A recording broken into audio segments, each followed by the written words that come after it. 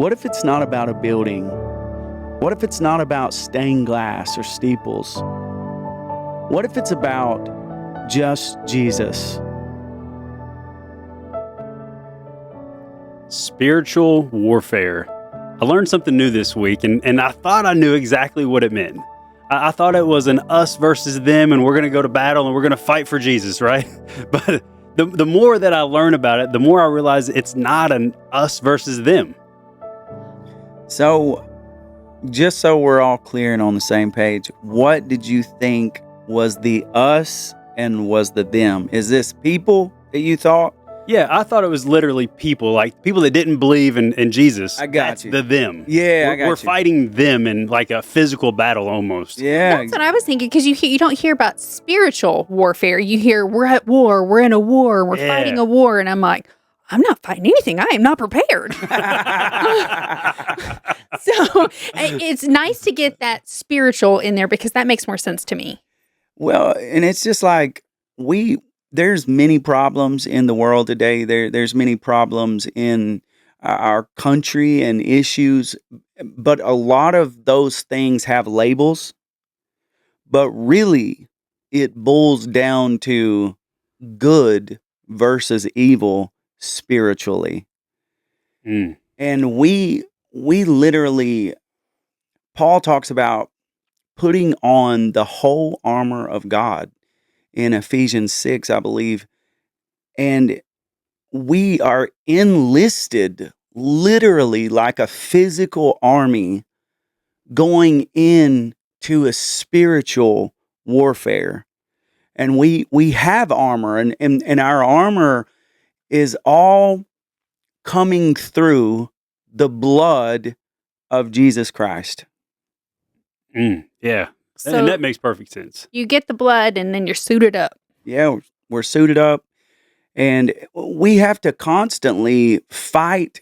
See, a lot of people think, oh, we're fighting spiritual wickedness out in the world, and here's something that we can also think about. It's not literally like we're fighting Johnny or Sarah. I'm just throwing names out. It's that Johnny or Sarah might be carrying a spiritual evil. So what's that movie? Exorcise the Demons. But talk about current events. I mean, Charlie Kirk, he just got assassinated.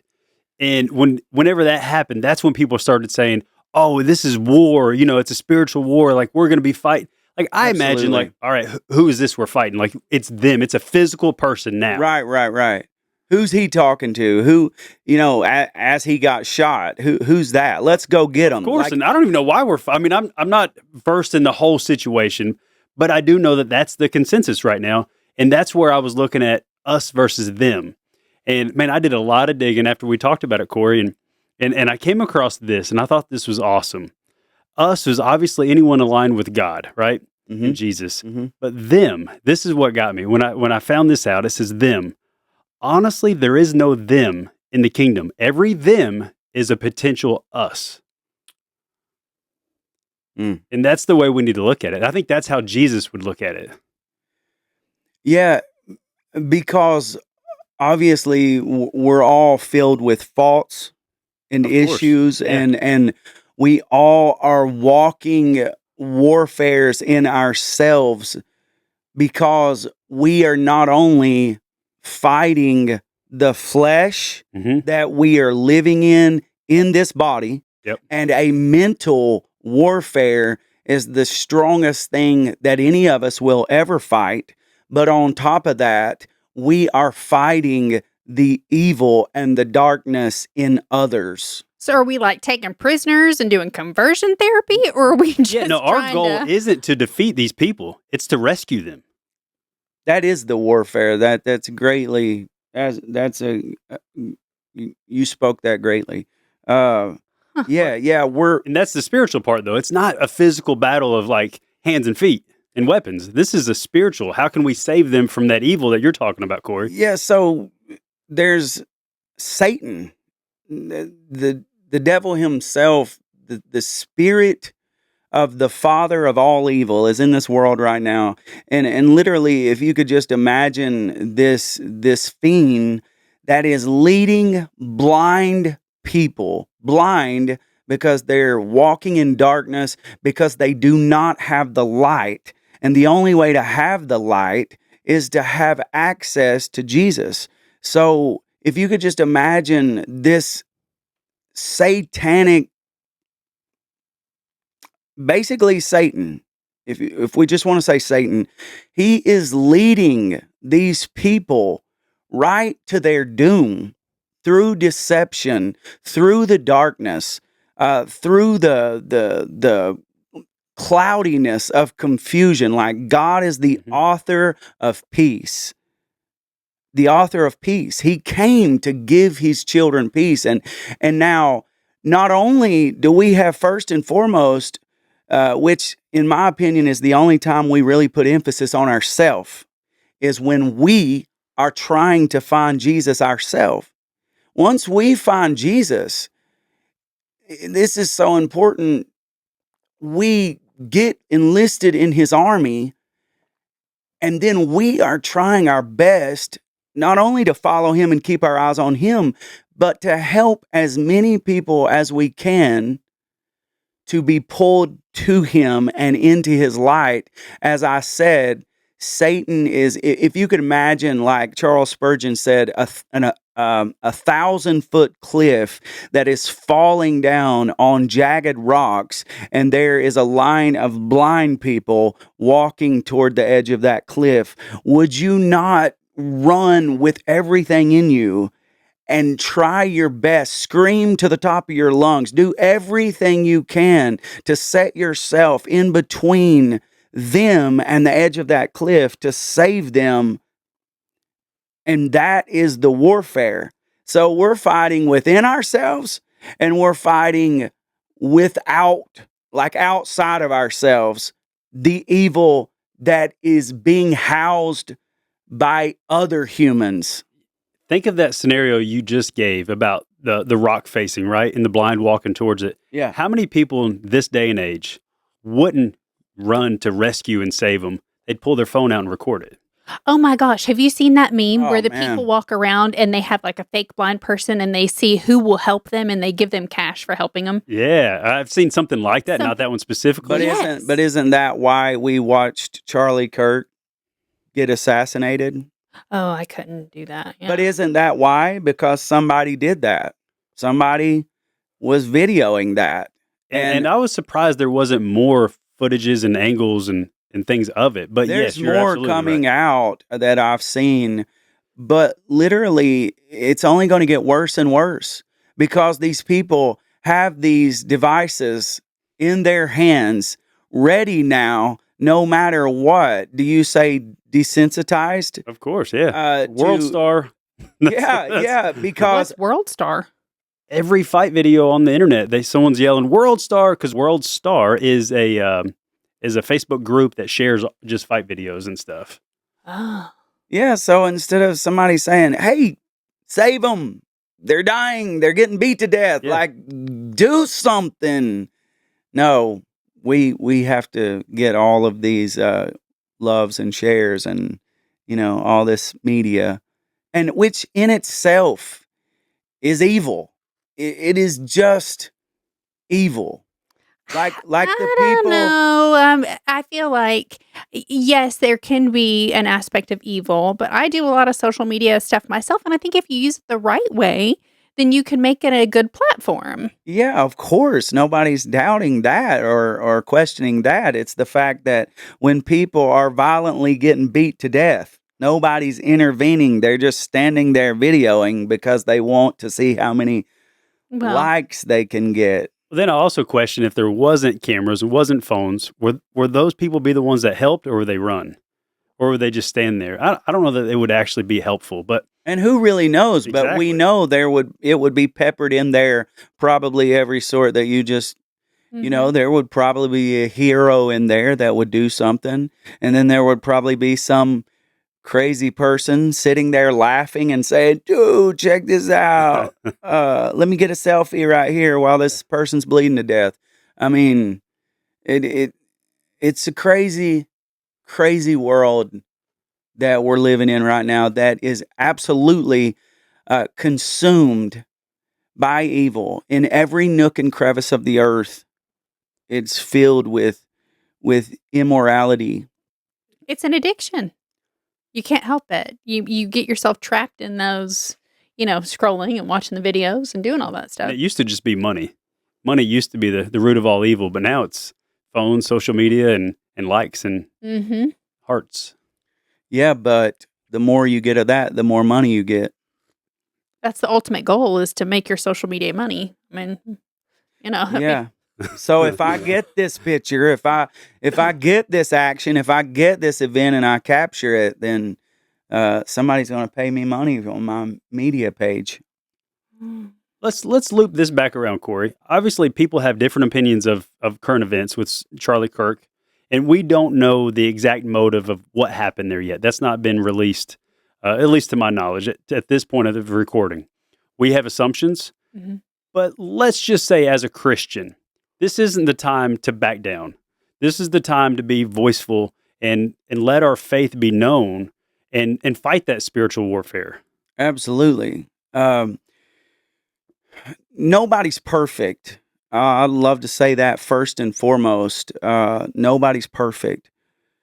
But Charlie Kirk, if you could accumulate all the good that he did above all, and in first and foremost, going to the age group of college kids, teenagers, probably early 20s, maybe. And his most important thing, even above like that, we all should be able to communicate, because when we can't communicate, then we turn to violence.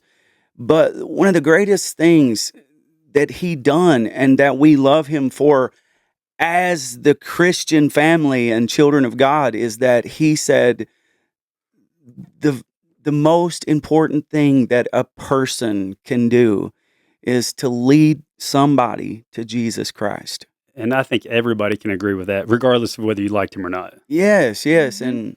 and I granted he speaks on the most controversial things like the things that really cause war with humanity and really Mhm. cause war to enhance the heat of the spiritual battle that we are in and that we are fighting against, um, with the darkness of this world. I mean, he's either speaking about religion, he's speaking about gender, or he's speaking about politics.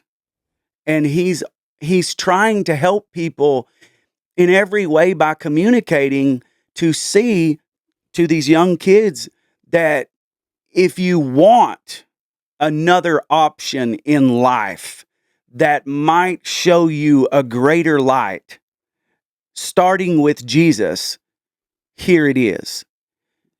And that cost him his life. And you talk about just us three sitting in this room. We've started a church. Mhm. Corey is the pastor. One of the hardest age groups to get in that church. Just is say that again. college-age Just kids. say that again, though, man. That sounds good. About makes me want to run. It's just It's pretty Ah. awesome. we're starting a church, man, from scratch. But that's who Charlie went after, was that age group. And that's the hardest age group for us to get into the church. Mhm. Yes, and there are so many people that I see just on media. There are young teenagers right now that are just broken into a million pieces because this dude is not with us anymore. And man, it's heartbreaking. I watched him and I saw him many times from afar, and it was always just a security in the back of my mind that he was there and that he was doing what he was doing and he was speaking truth and he was fighting for Christianity and he was fighting, to carry the light and to just help people to maybe see the truth in all of the madness. Uh, and I never really got to watching him as much as I would have liked to, now that we can't. Or maybe we can more than ever, but he's not physically here anymore. And I think that's what a lot of people are doing. And I also think that he was at the verge where he was about to bust out the seams like never before. Because overall, when you weigh everything up, like we said, what he was doing, his good was way outweighing his bad. And I think that's of the goal for anything. all of us, right? Yeah, I mean, absolutely. In the time of our passing, we want people to weigh that pendulum and say he was a much better guy than he was not. And I think that's what the devil was on his heels for, because like you said, he was targeting the children. He was targeting the young people. He was telling them about the gospel. You know, I feel like that's probably our most influential age group. Mm-hmm. I mean, just across the board, because they're the ones that are putting things out on social media that everyone is on, And the regardless of church, your age. the church of tomorrow, Mm-hmm. you know, they need the molding, they need the sculpting in life. And I believe he was doing that. And I really admire him and what he was doing and his courage. And man, he was moving mountains in so many positive ways, especially for Jesus. But I would also like to read, this is a very powerful verse that Paul spoke about, and this talks about this inward spiritual warfare that's also in us. It's in every person.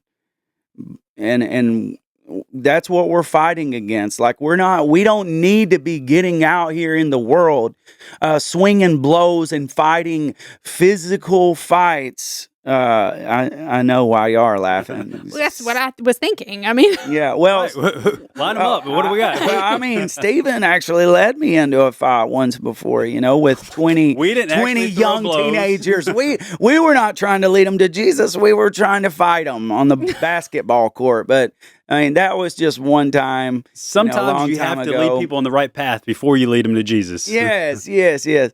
But they were being mean to our kids, if that's any consolation to anybody. absolutely it is. And they were full-grown adults, just for reference. Well, They there weren't was, kids. but there were 20 of them, and there were 2 of us. But I mean, God can do some supernatural things. So 2 by 2. yeah, 2 by 2. He sent them 2 by 2, man. So but this is really, really powerful, and it should help us to understand when we collide with human beings, other human beings of, every culture and background that we see in life and that we come across. And, when you have a conversation or you try to talk to somebody and you just try to keep a clear line of communication, and many times you can't do that. And what I'm saying is, if you can't do that, try to agree to disagree, because the real situation here is at hand is that we are not turning to violence physically. We're not picking up weapons and trying to commit violent acts and shed blood. That's not where the war is. It's here in Ephesians 6:12. It says this, Paul said this, "For we do not wrestle against flesh and blood, humans, but against principalities, against powers, against the rulers of the darkness of this world, and spiritual wickedness in high places." And I would just like to point out that those high places is here.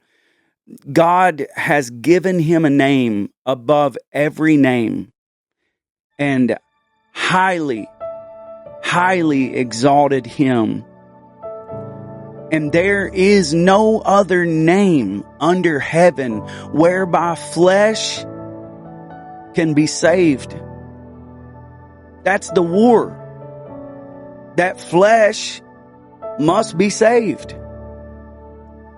And there's no other name for it to be saved or find salvation than Jesus. Just Jesus. And that is where the warfare is taking place. Before you knew Jesus, you were dead. You're a dead issue. You're not in a war because you're dead. And you're dead in sin. And the only thing that can bring you life, that can bring you light in the darkness, is Jesus. Well, once you get Jesus, you come to life as a part of the body and the bride of Christ. And that, my friends, is when the war starts. And that is the spiritual wickedness in the high places. God has raised us up, Paul said in Ephesians 2. He's raised us up together to sit together in heavenly places in Christ Jesus. Be blessed.